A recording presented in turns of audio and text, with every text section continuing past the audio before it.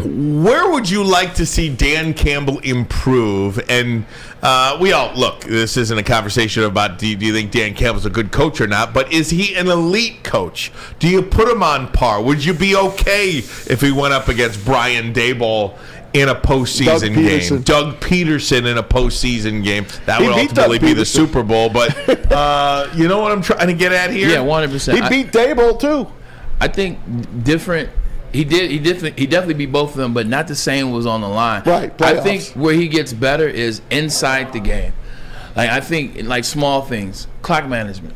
You get better at clock management. You get better at little nuances. When to take timeouts. Not necessarily use clock management. When to use those timeouts. When to go for it. When not to go for it. When to take the points. When to manage that last 4 minutes of the second quarter and the last 4 minutes of the fourth quarter. Just like Mike Tannenbaum told us about. Managing that part.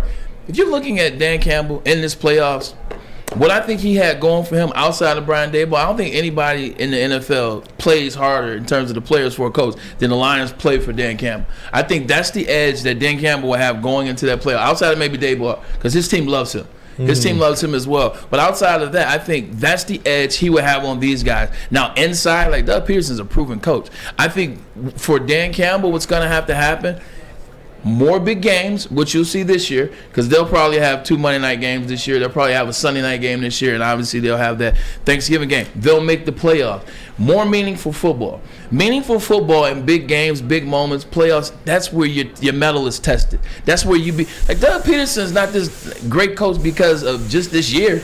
Like, Doug Peterson won a Super Bowl. Doug Peterson coached before that. Doug Peterson earned his strike. Brian Daboll has been coaching with Bill Belichick for 30 years. Brian Daboll was my offensive coordinator in 2009 before I got traded to the New York Jets. He was with Eric Mangini and the Cleveland Browns. These coaches have been around for a while. I think big moments. Now you get a Monday night football game against Green Bay, and you guys are both fighting for early lead in the divisional standings. You know, you have a great game. You know, you win in the fourth quarter. You make the decisions. You make the coaching. You make the coaching decisions that win that game. You know, later on in the year, like what you saw against Green Bay outside, like you go win that game on the road. You go win the Jets game on the road. Bigger games, bigger moments, and finally get into a playoffs. That's where he can start to build his cachet as a coach. Because just doing regular season games, you're not going to be able to build that up. You got to play meaningful games late in the year, Monday night games, and in the playoffs. That's how he really becomes a true, really good coach, Ryan.